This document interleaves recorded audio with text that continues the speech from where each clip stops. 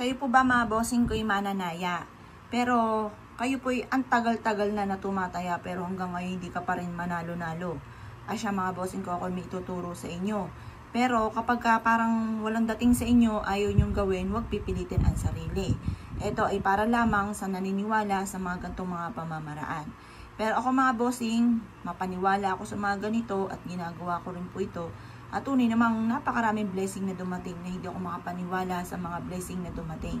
Ngayon pa mga bossing, kung ikaw ay mananaya, itong aking i-share sa inyo, mainam na magawa ninyo. Mainam po mga bossing ko, gawin nyo po ito ng mga bandang alas 7 ng umaga. Kumuha po kayo ng buhok ninyo, kahit hindi gatong kahaba mga bossing ko ha. Kahit konti lang, kahit gaganyan lang. Pagkatapos or kaya sa may suklay po ninyo. Pero sigurado yung sa suklay ninyo, sa inyo talagang buhok po yun.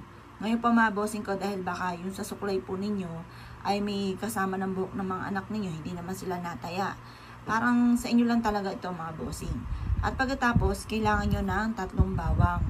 Ngayon mga bossing ko, humarap ka sa gawin silangan ng mga bandang 6:30 or kaya po alas 7. At pagkatapos mga bossing ko, kayo ay magwi-wish mula sa inyong pong puso. Sabihin niyo po sa pamamagitan ng pampaswerteng aking gagawin, makakamit ko lahat ng aking mga pinapangarap. Ganun ang mga pag-wish na walang gamit na sana, direct to the point ha. At pagtapos na po kayo mag-wish mga bossing ko, ang gagawin niyo po dito sa buhok at bawang, ilagay niyo siya sa kulay pula na pouch. Or kaya po mga bossing ko, ilagay niyo sa isang papel na may pangalan ninyo. Tapos sulat niyo yung numero ng inyong tinatayaan. Pagtapos, tupiin nyo po ito at isabit nyo po ito sa main door. Kung sa laging pintuan kayo dumadaan, doon nyo siya lagi isasabit or doon nyo siya isasabit. Sa pinakamataas na antas ng inyong pintuan, doon nyo siya isasabit. Ito ay isikreto nyo na lamang ha. Kapag po may nakakaalam ng ganito ay may kumukontra. Kung gusto nyo ikay manalo, kailangan isikreto. At kapag ikay nag-wish, positive lamang, makakamtan ko ano man ang ninanais.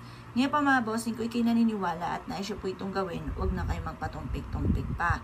Makakatulong po ito upang sa ganon, masigit ka na swertihin sa buhay. Kung halimbawa man, ikaw ay hindi tumataya, pwede mo rin itong gawin dahil hindi lang ito para sa mananaya. Pampaswerte po ito, kung ikaw ay lagi minamalas, pampaswerte ito. Pagdating sa usapin na para maalis na yung mga kamalasan sa inyong katawan at lagi kang i-adya kung saan lagi kayo suswertihin. Asya mga boss, kapag napansin nyo po na, halimbawa, makalipas ng mga 3 buwan, palitan nyo yung bawang, lagyan nyo ulit ng panibagong bawang ha. Kasi kapag po yung natuyo na marami na siyang nahigop na negative energy, palitan nyo na lang muli yung bawang po natin. Or palitan nyo muli ang ating pampaswerte. At iyan po mga bossing ko ay makakatulong sa inyo para lagi kang i-adya kung saan lagi kayo suswertihin. Kung hindi man sa pera, ikaw swertihin.